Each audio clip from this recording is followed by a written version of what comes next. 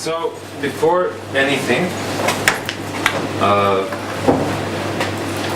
there's something really important that I want to share with you. So I would need someone from you guys to come up and take the other end of this. It's not explosive or anything. So just pull it.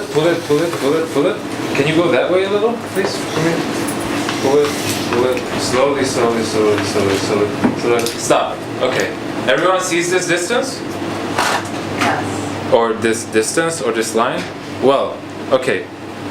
This is 1 horse, right? And by horse, I mean horse as the measurement unit. This actually, if I would convert it in the metric system, this would qualify as 244 centimeters. In the imperial system, this qualifies as 8 feet. This is a measurement system rarely used. It's mostly used in horse-related activities. Supposedly, it was based on a horse, from tail to feet. They use it in horse races, but I really like it, especially the name of it, using 1 horse in everyday conversations. So there is approximately 1.5 horse between the couch and the chandelier, for example. And I would like to encourage you, I try to use horse as much in my daily conversations, but I keep failing at it, even though after 25 years of using the metric system, I fail at using the imperial system, because I still not can do the bloody conversions. If you think that this distance is way too big for you to use, can you come a little bit closer? Okay, let's see. Closer? Closer?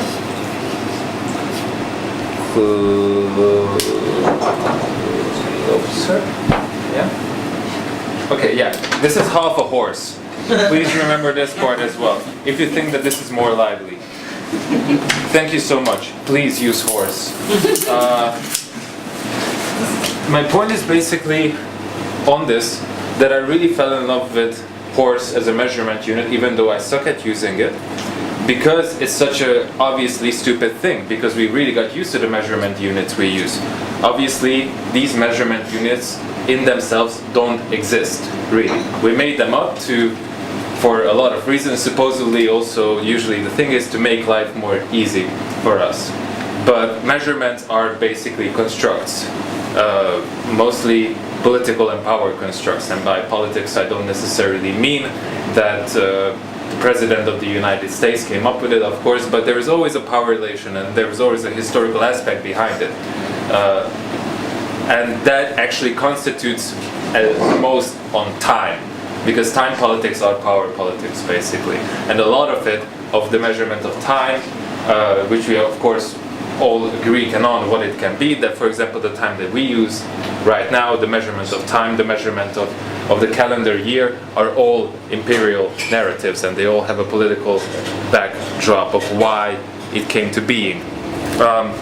So I'm actually going to talk about the calendar right now, and more specifically the Western, the Gregorian calendar, and how it really came to being. I'm going to cut that really short, but what kind of ways are we going to, or people figured out to make reforms about that. So I'm going to really cut it quick. So the Gregorian calendar is basically, well, the base of it is I think we learned that in high school, is the Julian calendar, which was founded around 44 BC. It was first initiated at, and it's a merge of the ancient Egyptian and the ancient Roman calendar. There's this anecdote between the love affair of Caesar, who was 55, and Cleopatra, who was 21 at the time.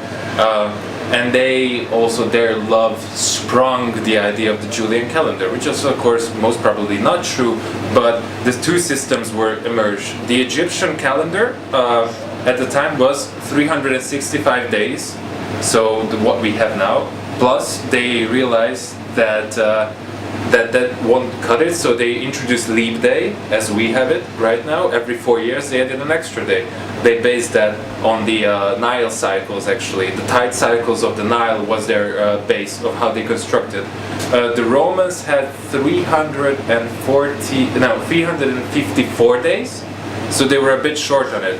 But they had the kind of division that we have right now between the weeks and the days. So the merge of that of the 365 days plus leap day every 4 years, plus the division equal the Julian calendar, to make it super simple. And that went on for a while, but there was a little bit of problem on it. Oh, by the way, the Romans based it on moon cycles, if you really want to know. So that went on for a while, but there was a little bit of glitch in the system because it was 11.40 minutes short, the calculation time, and that's per year, which is not a big deal, but if you add up years to decades to centuries, that thing adds up from hours to days to months to weeks. And by the 1500s, they realized in the Vatican that our holidays are completely getting off, so they reconstituted the whole thing under Pope Gregory, initiated the Gregorian calendar, which we have right now and which we don't question up until that, from that point, which was, and I'm going to look into my notes for the 1582. Since then we have the Gregorian bloody calendar, which of course introduced minus 10 days from the Julian calendar, doing the years from the birth of Christ, I mean the supposed date of that, and having that thing. So this construct was believed and no one planned to question it or overthrow it, until we super got into the habit of questioning and overthrowing things in Europe. French Revolution, right? So 1789, French Revolution came along, and a lot of things, as well as of course the political establishment, but as well a lot of things that relate to power constructs, calendars included, were questioned.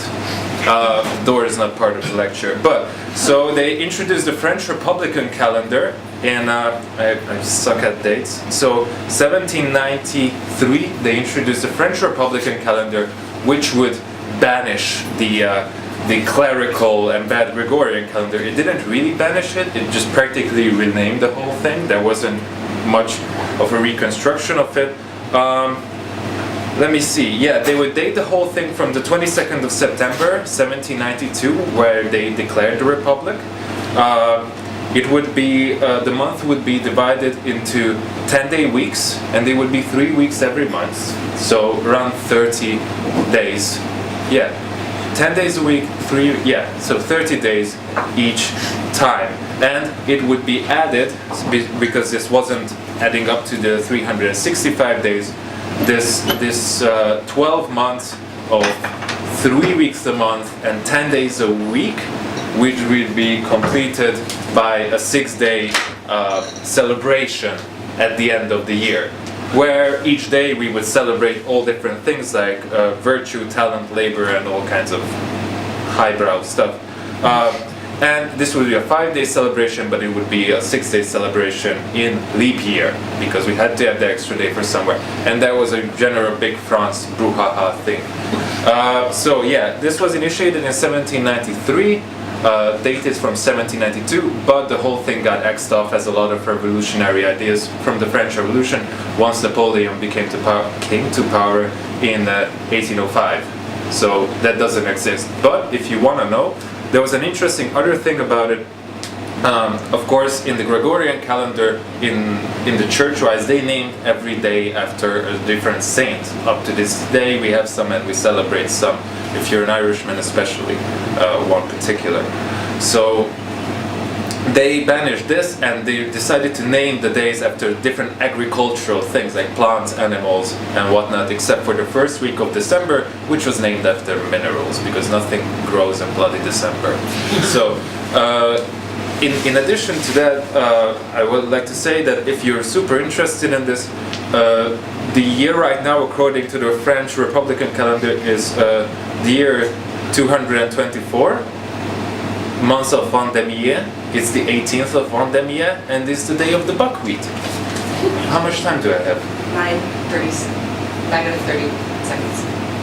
To go? Or? No. You're out. Right. It's 33 seconds. Yeah, okay.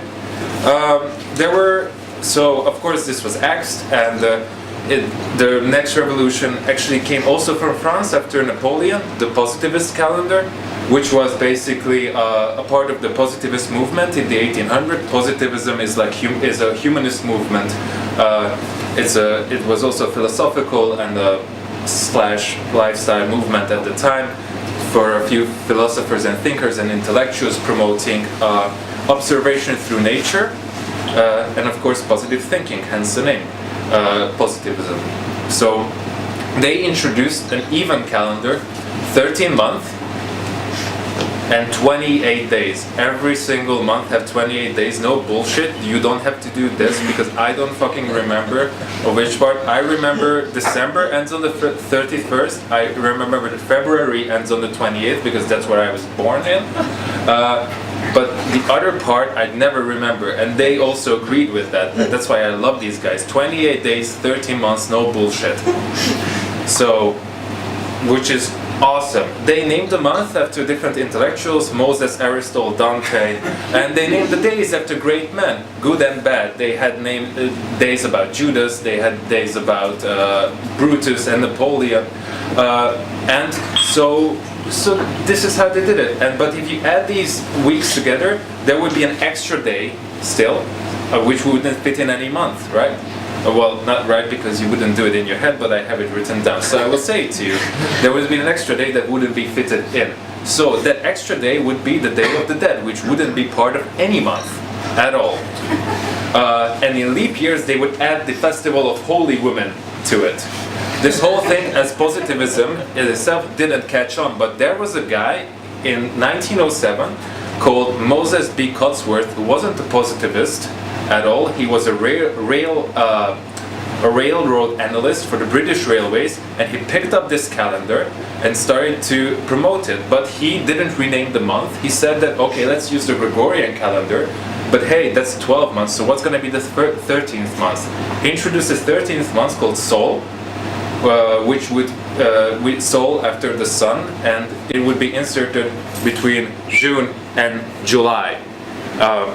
And he would add an extra day, which was called Leap Day, no, Year Day, Year Day, from the 28th of December. Again, 13 months, 28 days, so 4 perfect weeks each month.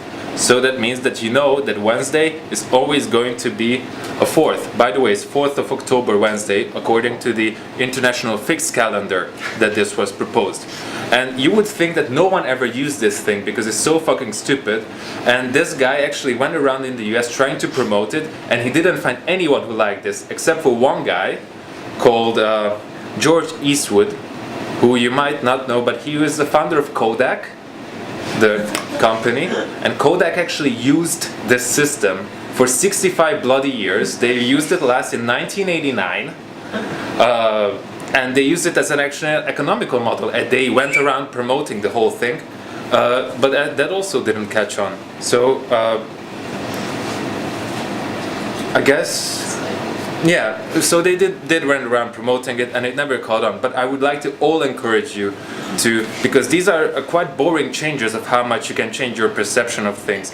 And once you realize that this whole thing is a political construct, and it's a construct of how you portray it, you can actually come up with a lot better and nicer ideas how to change this around than these cyclical things. So, that would be it. Thanks.